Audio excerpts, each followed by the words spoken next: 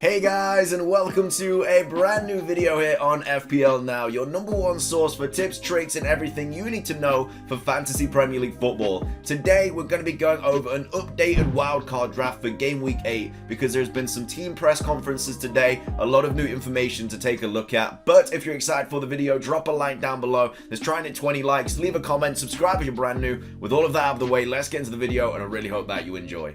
So, starting things off today, I'm going to be showing you two different drafts, one with Trent and then one without Trent, because Trent has been confirmed to be back for the Watford game, which is obviously music to a lot of people's ears that didn't take him out. He is back. It's great. However, though, there are certain players like Rudiger who's not back for tomorrow, which is unfortunate. So it's a bunch of different information to take in, but we're going to be talking about that as we go through these drafts. But this is draft number one. This is the draft without Trent. We've got Ramsdale and Foster in goal. I've already spoken about them quite a lot this week. We've done a lot of wildcard videos this week during the international break, going over the best goalkeepers, defenders, midfielders, and forwards.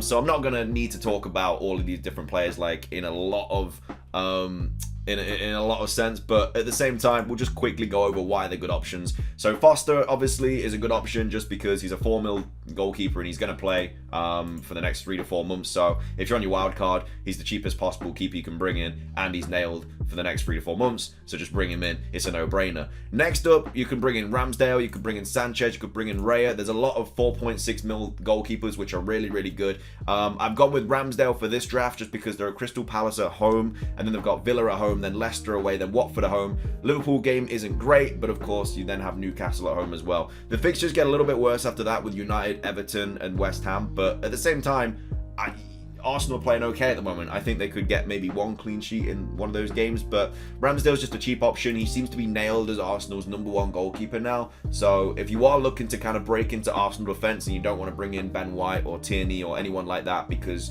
you've got like defenders full of like City and Chelsea players, then yeah, Ramsdale is a good option. Coming up at the back, we have Laporte, Azpilicueta, the Norwich player that I'm not going to try and pronounce their name, Cancelo, and Livramento. So Laporte and Cancelo are in there for the next 3 fixtures because Burnley at home, Brighton away, and Crystal Palace at home are all really, really good fixtures. And at the same time, you could hold on to like Cancelo for United, Everton, West Ham, and Villa, because then you've got Watford, Wolves, Leeds, Newcastle, Leicester, Brentford. Like, they've got a really, really nice run there. So I would probably hold on to one after the 3 game weeks, just simply because it's City anyway who've got the best defense in the league. But Cancelo is like the most attacking defender as well, in my opinion. And you've got Laporte as well, because you don't have enough for Diaz with this team. But Laporte seems to be nailed. I don't know why John Stones, after the season he had, has been pushed back to the bench, but that is the situation. So yeah, 2 City defenders for like Burnley at home. They usually win 5-0. Like, you're going to want to get a few City players in for that game.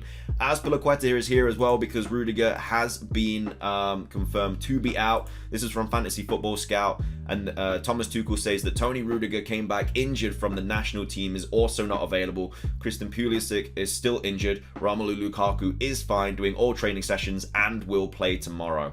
So that's why Azpilicueta is on this wildcard and not Rudiger. He is a little bit more expensive, but because they didn't give like a time frame on when Rudiger is back, it's a little bit of an annoying one, because I personally think that Rudiger will be back for Norwich at home, because apparently it wasn't that bad of an injury. So I'm actually really, really surprised to see that he's not playing.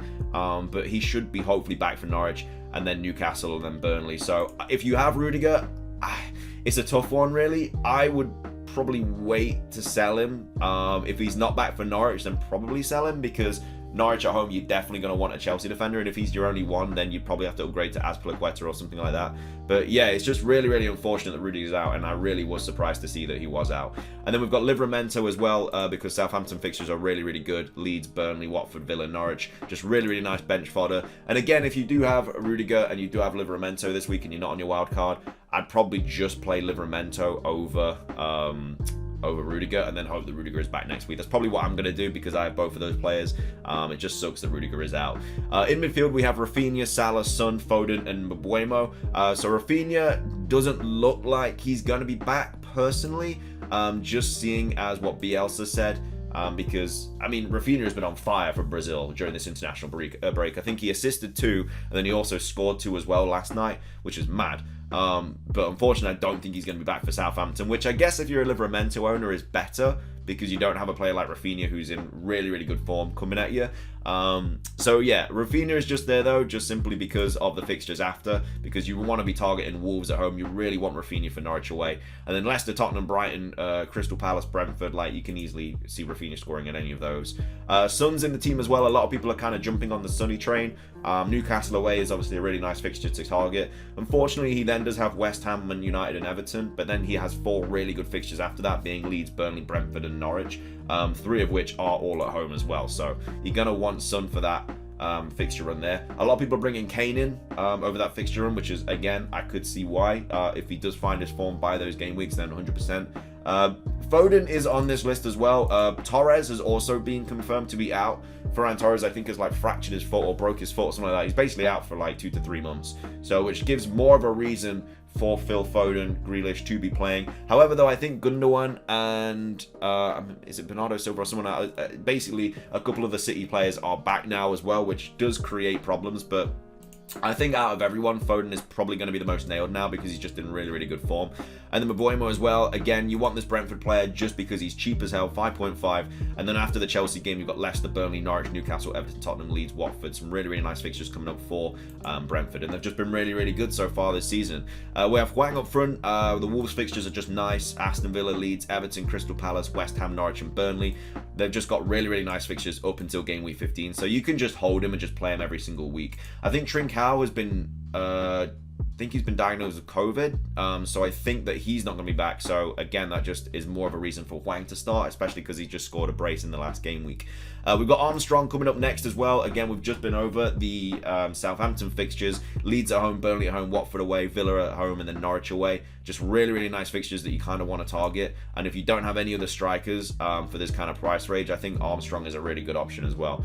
Of course, Ward-Prowse is on pens, but he's out for the next 3 fixtures, and I could see that Armstrong being on the pens after him, because I'm pretty sure Shea Adams is also been confirmed not to be back for the game this weekend as well. So yeah, some more information just to kind of take into the game week as well. And then we've got Lukaku as well, who, as you can see, has been confirmed to be back. He said he will play tomorrow. I hope that doesn't mean that he's not going to start and he's just going to come on for like 20 minutes. I hope that means that he does start, because if he doesn't, my game week's already over, which is great. But that is the first draft. I really, really like this draft. It's just really, really good at the back. Like Cancelo, Azpilicueta, Laporte, I could see all getting clean sheets. Ramsdale, I could see getting a clean sheet against Crystal Palace. And then, like I say, if Rafinha doesn't play, you've got Livramento coming in, who I could also see getting a clean sheet. You've got Salah, Son, Foden.